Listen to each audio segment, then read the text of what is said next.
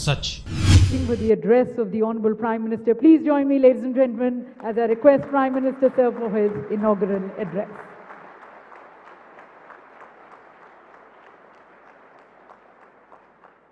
इस ऐतिहासिक अवसर पर उपस्थित मंत्रिमंडल के मेरे सहयोगीगण,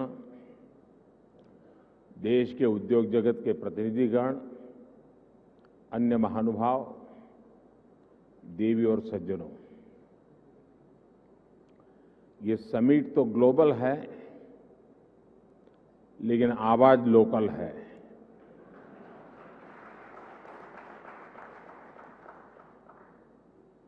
इतना ही नहीं, आगाज भी लोकल है।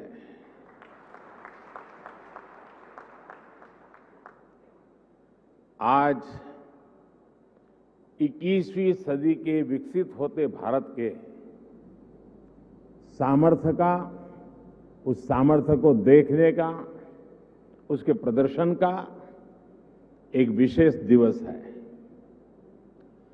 आजादी के अमृत महोत्सव के इस ऐतिहासिक कालखंड में 1 अक्टूबर 2022 ये तारीख इतिहास में दर्ज होने वाली है।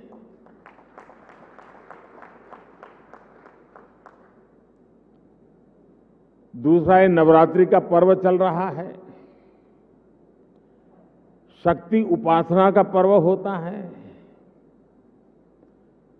और 21वीं सदी की जो सबसे बड़ी शक्ति है, उस शक्ति को नई ऊंचाई पर ले जाने का आज भी आरंभ हो रहा है।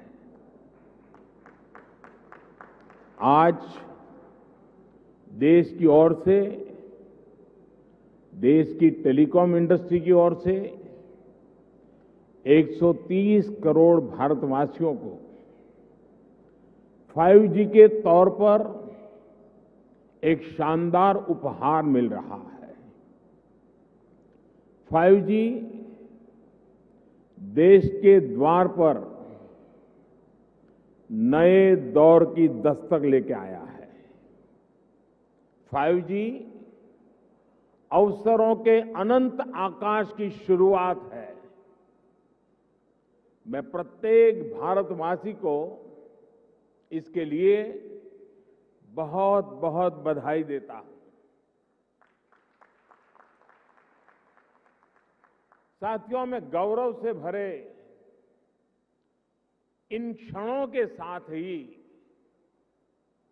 मुझे खुशी इस बात की भी है कि 5G की शुरुआत में ग्रामीण स्कूलों के बच्चे भी हमारे साथ सहभागी हैं, गांव भी सहभागी है, मजदूर गरीब भी सहभागी है।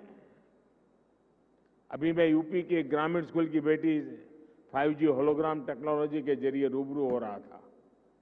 जब मैं 2012 के चुनाव में होलोग्राम लेकर के चुनाव प्रचार कर रहा था तो दुनिया के लिए अजूबा था। आज वो घर घर पहुंच रहा है। मैंने महसूस किया कि नई तकनीक उनके लिए किस तरह पढ़ाई के मायने बदलते जा रही है। इसी तरह गुजरात, महाराष्ट्र, ओडिशा के गांवों के सुदूर स्कूल तक 5G के जरिए बच्चे बड़े बड़े विशेषज्ञों के साथ क्लास में नई नई चीजें सीख रहे हैं। उनके साथ नए दौर की क्लास का हिस्सा बनना, ये वाकई बहुत रोमांचित करने वाला अनुभव है। साथियों, 5G को लेकर भारत के प्रयासों का एक और संदेश है, नया भारत। टेक्नोलॉजी का सिर्फ कंज्यूमर बनकर नहीं रहेगा, बल्कि भारत उस टेक्नोलॉजी के विकास में, उसके इम्प्लीमेंटेशन में बहुत बड़ी एक्टिव भूमिका निभाएगा। भविष्य की वायरलेस टेक्नोलॉजी को डिजाइन करने में उससे जुड़ी मैन्युफैक्चरिंग में भारत की बड़ी भूमिका होगी। 2G, 3G, 4G के समय भारत टेक्नोलॉजी के लिए दूसरे देशों पर निर्भर रहा, लेकिन 5G के साथ भारत ने नया इतिहास रच दिया है। 5G के साथ भारत पहली बार टेलीकॉम टेक्नोलॉजी में ग्लोबल स्टैंडर्ड तय कर रहा है। भारत लीड कर रहा है। आज इंटरनेट का इस्तेमाल करने वाला हर व्यक्ति इस बात को समझ रहा है कि 5G इंटरनेट का पूरा आर्किटेक्चर बदल कर रख देगा।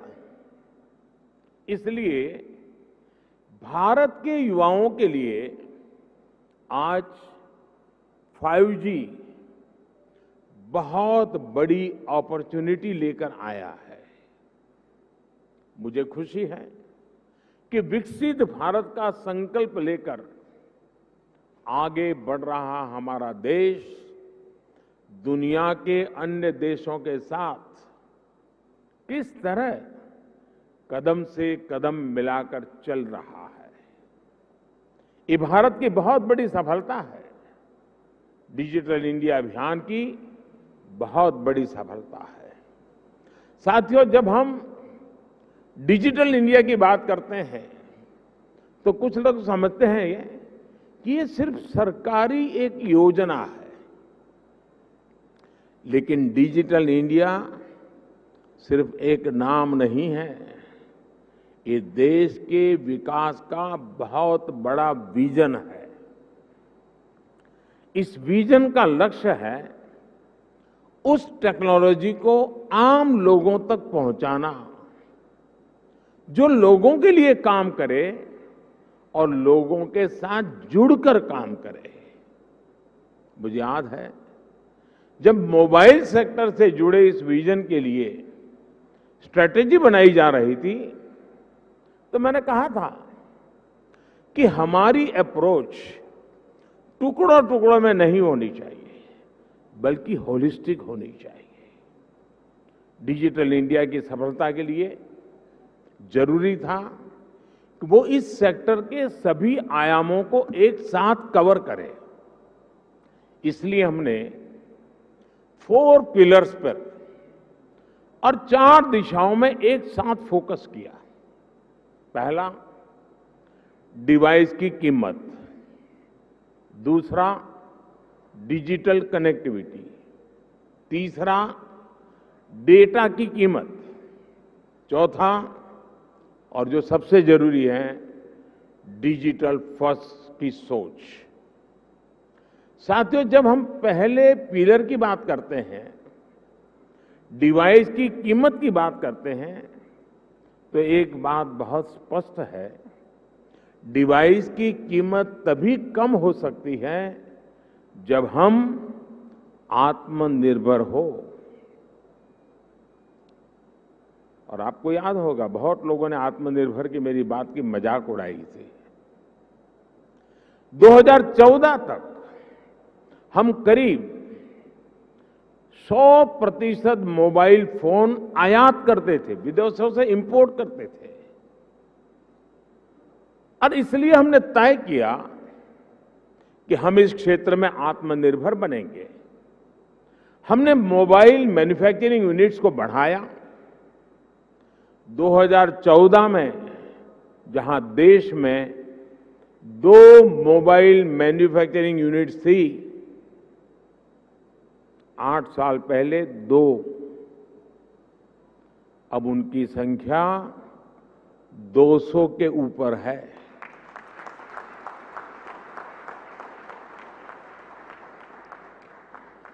हमने भारत में मोबाइल फोन के उत्पादन को बढ़ाने के लिए इंसेंटिव दिए, प्राइवेट सेक्टर को प्रोत्साहित किया।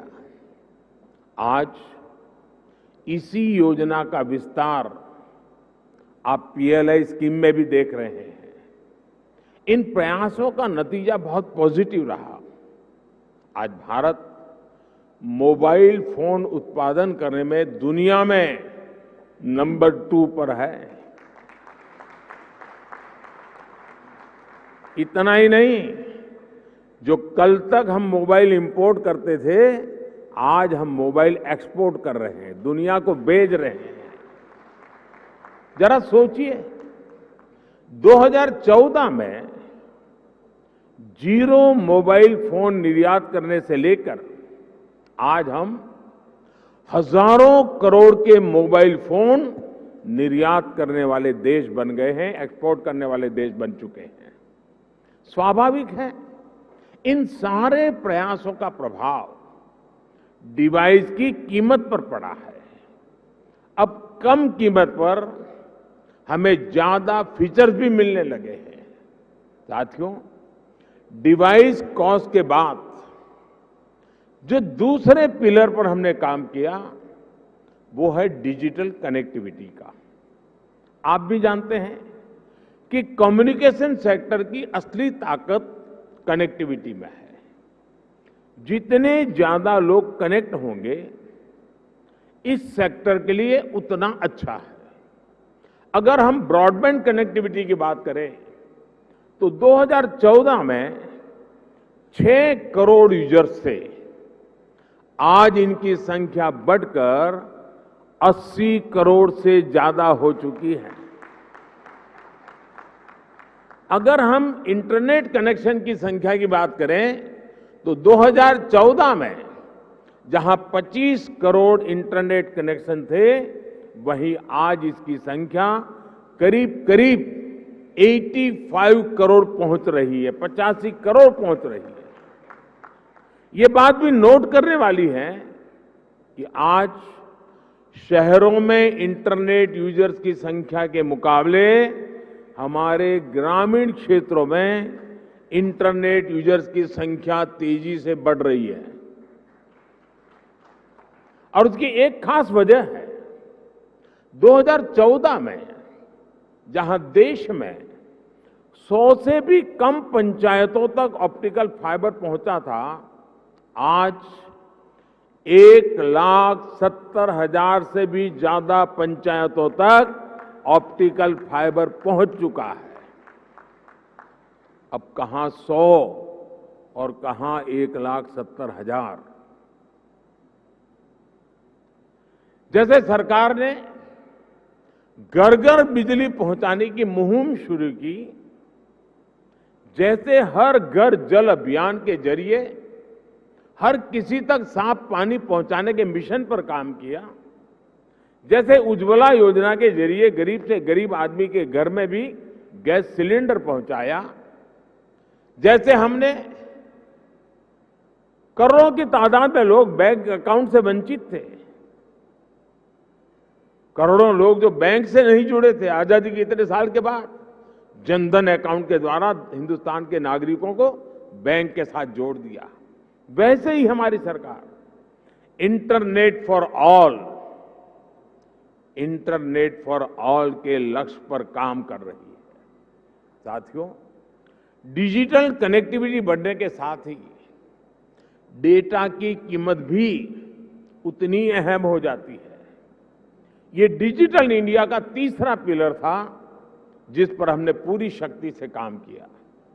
हमने टेलीकॉम सेक्टर के रास्ते में आने वाली तमाम अड़चनों को हटाया। पहले विजन की कमी और पारदर्शिता के अभाव में टेलीकॉम सेक्टर को तमाम मुश्किलों का सामना करना पड़ता था। आप परिचित हैं कि कैसे हमने 4G तकनीक के विस्तार के लिए पॉलिसी सपोर्ट दिया। इससे डेटा की कीमत में भारी कमी आई और देश में डेटा क्रांति का जन्म हुआ। देखते ही देखते ये तीनों फैक्टर, डिवाइस की कीमत, डिजिटल कनेक्टिविटी और डेटा की कीमत, इसका मल्टीप्लायर इफेक्ट हर तरफ नजर आने लगा। लेकिन साथियों, इन सब के साथ एक और महत्वपूर्ण काम हुआ। देश में डिजिटल फर्स्ट की सोच विकसित हुई।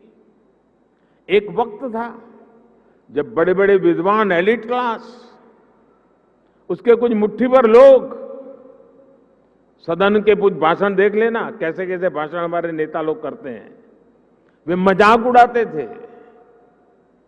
उनको लगता था कि गरीब लोगों में क्षमता ही नहीं है, ये डिजिटल समझ ही नहीं सकते, संदेह करते थे। उन्हें शक था कि गरीब लोग डिजिटल का मतलब भी नहीं समझ पाएंगे। लेकिन मुझे देश के सामान्य मानवी की समझ पर, उसके विवेक पर, उसके जिज्ञासु मन पर हमेशा भरोसा रहा है।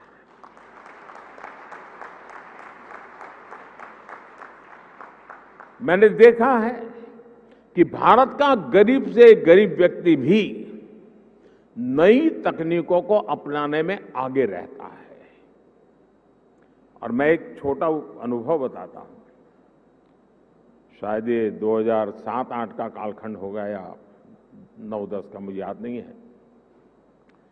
मैं गुजरात में मुख्यमंत्री रहा, लेकिन एक क्षेत्र ऐसा था जहां मैं कभी गया नहीं था और बहुत ही ट्राइबल इलाके में, बहुत ही पिछड़ा। मैं, हमारे सरकार के अधिकारियों ने भी मुझे एक बार वहां कार्यक्रम करना ही करना है, मुझे जाना है। तो वो इलाका ऐसा था, कोई बड़ा प्रोजेक्ट की संभावना नहीं थी, फॉरेस्ट लैंड थी, कोई संभावना हो रही थी। तो आखिर में एक चिलिंग सेंटर, दूध का चिलिंग सेंटर, वो भी 25 लाख रुपए का। मैंने कहा भले वो 25 लाख का होगा, 25,000 का होगा, मैं खुद उद्घाटन करूंगा। अब लोगों को लगता है ना, चीफ मिनिस्टर को इससे नीचे तो करना नहीं चाहिए, लेकिन मुझे ऐसा कुछ होता नहीं है। तो मैं उस गांव में गया।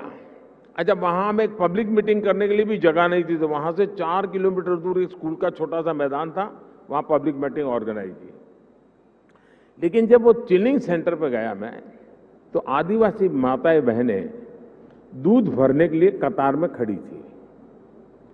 तो दूध का अपना बर्तन नीचे रख करके जब हम लोग गए और उसकी उद्घाटन की विधि कर रहे थे, तो मोबाइल से फोटो ले रही थी।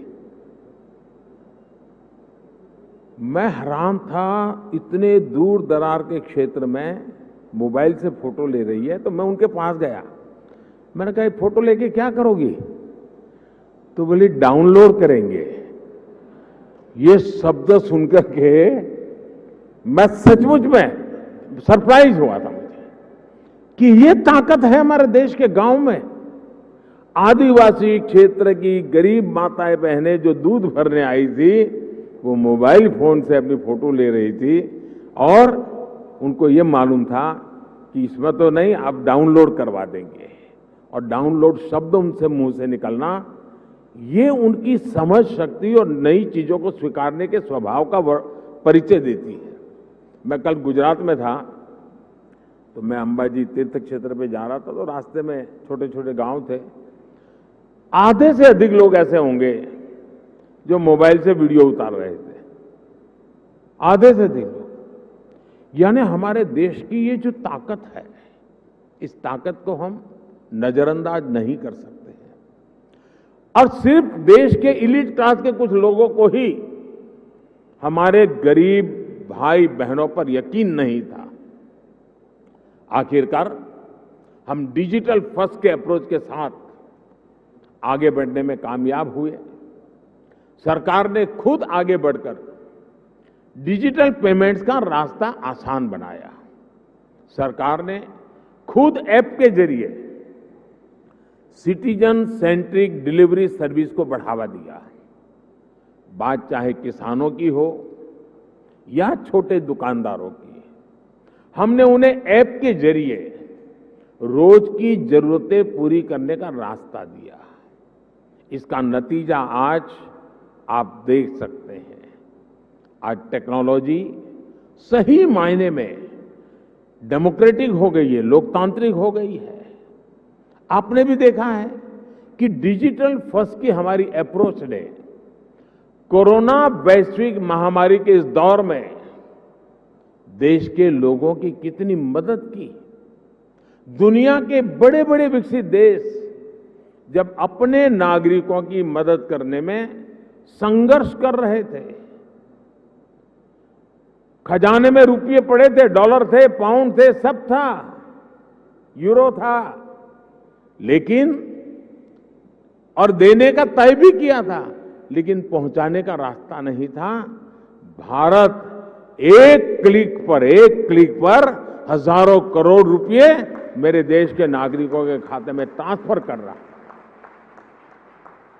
ये डिजिटल इंडिया की ही ताकत थी कि जब दुनिया थमी हुई थी तो भी हमारे बच्चे ऑनलाइन क्लासेस ले रहे थे, पढ़ाई कर रहे थे। अस्पतालों के सामने असाधारण चुनौती थी, लेकिन डॉक्टर्स अपने मरीजों का इलाज टेलीमेडिसिन के जरिए भी कर रहे थे। ऑफिसेज बंद थे, लेकिन वर्क फ्रॉम होम चल रहा था। आज हमारे छोटे व्यापारी हो, छोटे उद्यमी हो, लोकल कलाकार हो, कारीगर हो, डिजिटल इंडिया ने सबको मंच दिया है, बाजार दिया है। आज आप किसी लोकल मार्केट में, आप सब्जी मंडी में जाकर देखिए, रेहड़ी पटरी वाला छोटा दुकानदार भी आपसे कहेगा कैश नहीं है, यूपीआई कर दीजिए। मैंने तो बीच में एक वीडियो देखा, कोई भिक्षुक भी डिजिटली पेमेंट लेता है। ट्रांसपेरेंसी देखिए। ये बदलाव बताता है कि जब सुविधा सुलभ होती है तो सोच किस तरह सशक्त हो जाती है। साथियों, आज टेलीकॉम सेक्टर में जो क्रांति देश देख रहा है वो इस बात का सबूत है कि अगर सरकार सही नियत से काम करे तो नागरिकों की नियत बदलने में देर नहीं लगती है। 2G की नियत और 5G की नियत में यही फर्क है।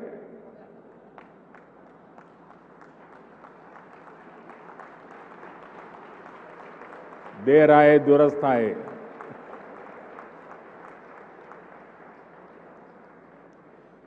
भारत आज दुनिया के उन देशों में है जहां डेटा इतना सस्ता है।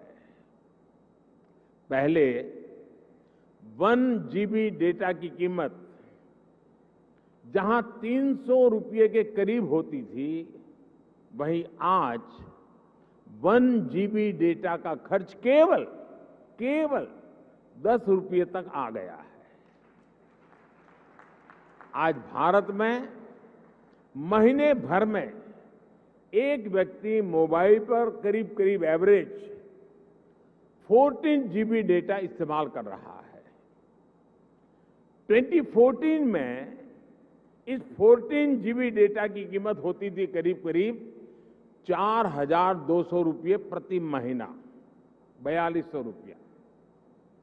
आज इतना ही डेटा 1,250 रुपये या ज्यादा से ज्यादा 150 रुपये, 125 या 150 रुपये में मिल जाता है। यानी आज गरीब के, मध्यम वर्ग के मोबाइल डेटा के करीब 4,000 रुपये हर महीने बच रहा है उसके जेब में।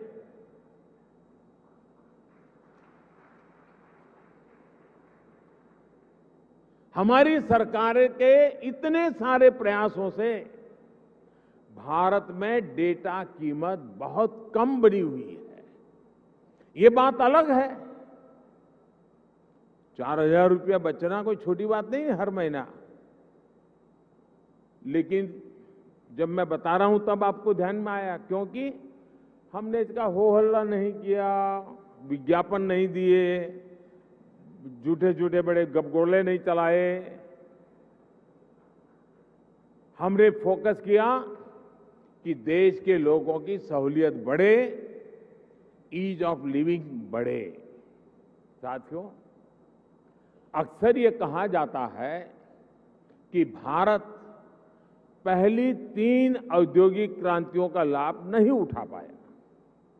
लेकिन मेरा विश्वास है कि भारत न सिर्फ चौथी औद्योगिक क्रांति का पूरा लाभ उठाएगा, बल्कि उसका नेतृत्व भी करेगा।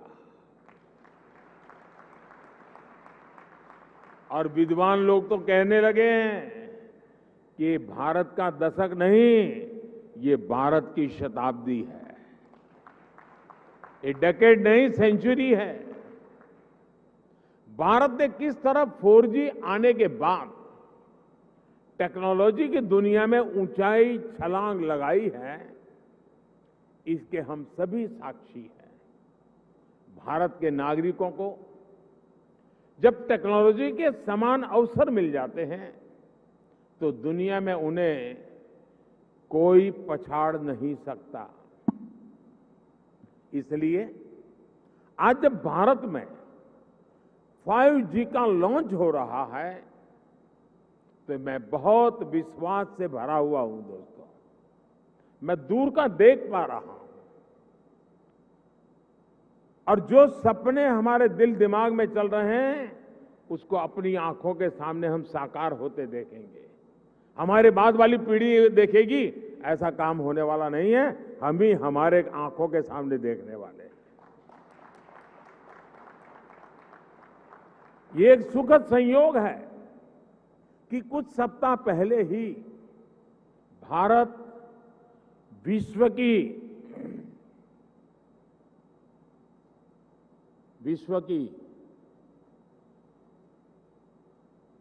5वीं सबसे बड़ी अर्थव्यवस्था बना है।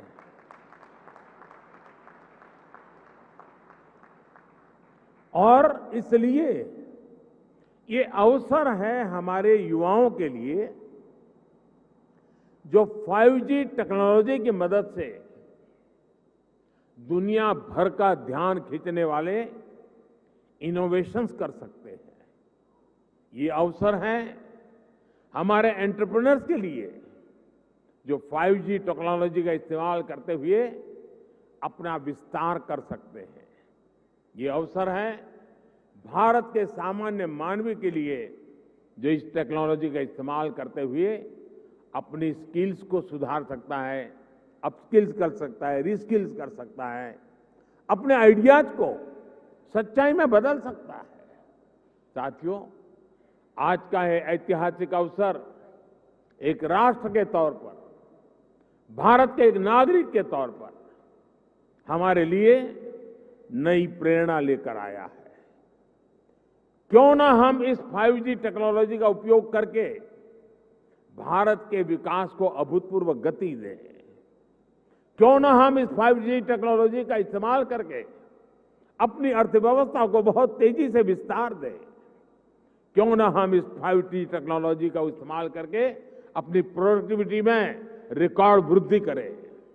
साथियों, इन सवालों में हर भारतीय के लिए एक अवसर है, एक चुनौती है, एक सपना है और एक संकल्प भी है। मुझे पता है कि आज 5G की इस लॉन्चिंग को जो वर्ग सबसे ज्यादा उत्साह से देख रहा है, वो मेरा युवा साथी है, मेरे देश की युवा पीढ़ी है। हमारी टेलीकॉम इंडस्ट्री के लिए भी कितने ही बड़े अवसर इंतजार कर रहे हैं। रोजगार के कितने ही नए अवसर बनने जा रहे हैं। मुझे विश्वास है हमारी इंडस्ट्री, हमारे इंस्टीट्यूट्स और हमारे युवा मिलकर इस दिशा में निरंतर काम करेंगे। और अभी जब मैं काफी समय पूरा जो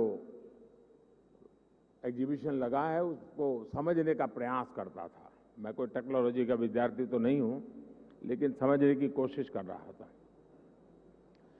ये देख करके मुझे लगा है कि मैं सरकार में तो सूचना करने वाला हूं कि हमारी सरकार के सभी विभाग, उसके सारे अधिकारी जरा देखें कहां कहां इसका उपयोग हो सकता है, ताकि सरकार की नीतियों में भी इसका असर नजर आना चाहिए। मैं देश के स्टूडेंट्स को भी चाहूंगा कि 5 दिन तक ये एग्जीबिशन चलने वाला है। मैं खास करके टेक्नोलॉजी से जुड़े स्टूडेंट्स से आग्रह करूंगा कि आप आइए, इसे देखिए, समझिए और कैसे दुनिया बदल रही है। और आप एक बार देखेंगे तो अनेक चीजें नई आपके भी ध्यान में आएगी, आप उसमें जोड़ सकते हैं। और मैं इस टेलीकॉम सेक्टर के लोगों से भी कहना चाहूंगा, मुझे खुशी होती थी जिस स्टॉल में मैं गया, हर कोई कहता था ये इंडिजीनियस है, ये आत्मनिर्भर है, ये हमने बनाया है। सब बड़े गर्व से कहते थे, मुझे आनंद हुआ। लेकिन मेरा दिमाग कुछ और चल रहा था। मैं ये सोच रहा था, जैसे कई प्रकार की कार आती हैं, हर एक की अपनी एक ब्रांड होती है, हर एक की अपनी विशेषता भी होती है, लेकिन उसमें जो स्पेयर पार्ट पहुंचाने वाले होते हैं वो एमएसएमई सेक्टर के होते हैं।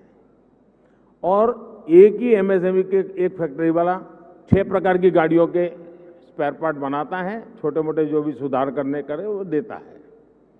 मैं चाहता हूं कि आज हार्डवेयर भी आप लगा रहे हैं, ऐसा लगा मुझे आपकी बातों से। क्या एमएसएमई सेक्टर को इसके लिए जो हार्डवेयर की जरूरत है, उसके छोटे छोटे पुर्जे बनाने के लिए उनको काम दिया जाए, बहुत बड़ा इकोसिस्टम बनाया जाए। एकदम से मैं व्यापारी तो नहीं हूं, मुझे रुपये पैसे से लेना देना नहीं है, लेकिन मैं इतना समझता हूं कि कॉस्ट एकदम कम हो जाएगी, एकदम कम हो जाएगी। हमारे एमएसएमई सेक्टर की ये ताकत है। और वो सप्लाई आपको सिर्फ अपने यूनिकनेस के साथ उसमें सॉफ्टवेयर वगैरह जोड़ करके सर्विस देनी है। और इसलिए मैं समझता हूं कि आप सब मिलकर के एक नया और मिलकर के करना पड़ेगा, और तभी जाकर के इसकी कॉस्ट हम नीचे ला सकते हैं। बहुत से काम हैं हम मिलकर के करते ही हैं। तो मैं जरूर इस क्षेत्र के लोगों से भी कहूंगा। मैंने ये भी देखा है कि स्टार्टअप में जिन बच्चों ने काम किया है, जिन नौजवानों ने काम किया है, ज्यादातर इस क्षेत्र में उन्हीं स्टार्टअप को ओन कर करके उसको स्केल अप किया गया है। मैं स्टार्टअप वाले साथियों को भी कहता हूं कि आपके लिए भी इस क्षेत्र में कितनी सेवाएं अधिकतम आप दे सकते हैं, कितनी यूजर फ्रेंडली व्यवस्थाओं को विकसित कर सकते हैं, आखिरकार इसका फायदा यही है। लेकिन एक और चीज मैं चाहूंगा, ये भी आपका जो एसोसिएशन है वो मिलकर के एक मूवमेंट चला सकता है क्या? एटलीस्ट हिंदुस्तान के सभी डिस्ट्रिक्ट हेडक्वार्टर में ये 5G जीवन में कैसे उपयोगी हो सकता है, उसके लोगों को एजुकेट करने वाले एग्जीबिशन, उसकी व्यवस्था हो सकती है क्या? मेरा अनुभव है, छोटा सा उदाहरण बताता हूं। हमारे देश में 24 घंटे बिजली, ये सपना था। मैं गुजरात में जब था तो मैंने एक योजना बनाई, ज्योति ग्राम योजना, और मेरा सपना था कि मैं गुजरात के हर घर में 24/7 बिजली दूंगा। अब मेरे सारे अफसर कहते थे साहब संभव ही नहीं है, ये तो हम कर ही नहीं सकते हैं। तो मैंने एक सिंपल सी सॉल्यूशन दिया था। मैंने कहा हम एग्रीकल्चर फीडर अलग कर दें, डोमेस्टिक फीडर अलग कर दें, और फिर उस काम को किया। और एक एक जिले को पकड़ करके काम पूरा करता था। बाकी जगह पे चलता था, लेकिन एक काम पूरा करो। फिर उस जिले का बड़ा समिट करता था, 2.5-3 लाख लोग आते थे, क्योंकि 24 घंटे बिजली मिलना एक बड़ा आनंद उत्सव का समय था। वो 2003, 4, 5 का कालखंड था। लेकिन उसमें मैंने देखा, मैंने देश भर में बिजली से होने वाले काम, बिजली से चलने वाले यंत्र, उनकी एक बहुत बड़ी प्रदर्शनी लगाई। जब लोगों को क्या लगता है, बिजली आई है ना, रात को खाना खाने समय बिजली मिलेगी, बिजली आई मतलब टीवी देखने के लिए काम आ जाएगा। इसका कई प्रकार से उपयोग हो सकता है, उसका एजुकेशन भी जरूरी था। मैं ये 2003-5 के बीच की बात कर रहा हूं। और जब वो सारा एग्जीबिशन लगाया तो लोग, टेलर भी सोचने लगा मैं मेरा इक्विपमेंट ऐसे लगूंगा, कुम्हार भी सोचने लगा कि मैं ऐसे इलेक्ट्रिक व्हीकल लूंगा, माताएं बहनें भी लगी किचन में हमारे इलेक्ट्रिक वाले इतनी चीजें आ सकती हैं। यानी एक बहुत बड़ा मार्केट खड़ा हुआ। और बिजली का मल्टीपल यूटिलिटी जीवन के सामान्य जीवन में 5G भी उतना जल्दी, लोगों को लगेगा हाँ यार अब तो वीडियो बहुत जल्दी डाउनलोड हो जाता है, रील देखना है तो बहुत इंतजार नहीं करता है, फोन कट नहीं होता है, साफ सुथरी वीडियो कॉन्फ्रेंस हो सकती है, फोन कॉल हो सकता है, इतने से सीमित नहीं है, ये जीवन को बदलने वाली व्यवस्था के रूप में आ रहा है। और इसलिए मैं इस उद्योग जगत के मित्रों के एसोसिएशन को कहूंगा कि आप स्कूल, कॉलेज, यूनिवर्सिटी और हिंदुस्तान के हर डिस्ट्रिक्ट में जाकर के इसके कितने पहलू हैं, और आप देखिए वो लोग उसमें वैल्यू एडिशन करेंगे तो एक आपके लिए सेवा का काम भी हो जाएगा। और मैं चाहूंगा कि इस टेक्नोलॉजी जीवन में सिर्फ बातचीत करने के लिए या कुछ वीडियो देखने के लिए सीमित नहीं रहनी चाहिए, ये पूरी तरह एक क्रांति लाने के लिए उपयोग होना चाहिए। और हमें 130 करोड़ देशवासियों तक एक बार पहुंचना है, बाद में तो वो पहुंचा देगा, आप देख लीजिए, आपको टाइम नहीं लगेगा। अभी मैंने ड्रोन पॉलिसी अभी लाया था, आज कई खेतों में मैं देख रहा हूं वो ड्रोन से अपना दवाइयां छिड़काव का काम शुरू कर दिया, उन्होंने ड्रोन चलाना सीख दिया। और इसलिए मैं समझता हूं कि हमें इन व्यवस्थाओं की तरफ जाना चाहिए। और साथियों, आने वाले समय में देश निरंतर ऐसी टेक्नोलॉजीज का नेतृत्व करेगा जो भारत में जन्मेगी, जो भारत को ग्लोबल लीडर बनाएगी। इसी विश्वास के साथ आप सभी को मेरी बहुत बहुत शुभकामनाएं। एक बार फिर सभी देशवासियों को शक्ति उपासना के पावन पर्व पर शक्ति का एक बहुत बड़ा माध्यम 5G लॉन्च होने के लिए बहुत बहुत बधाई देता हूं। बहुत बहुत धन्यवाद। बहुत बहुत धन्यवाद।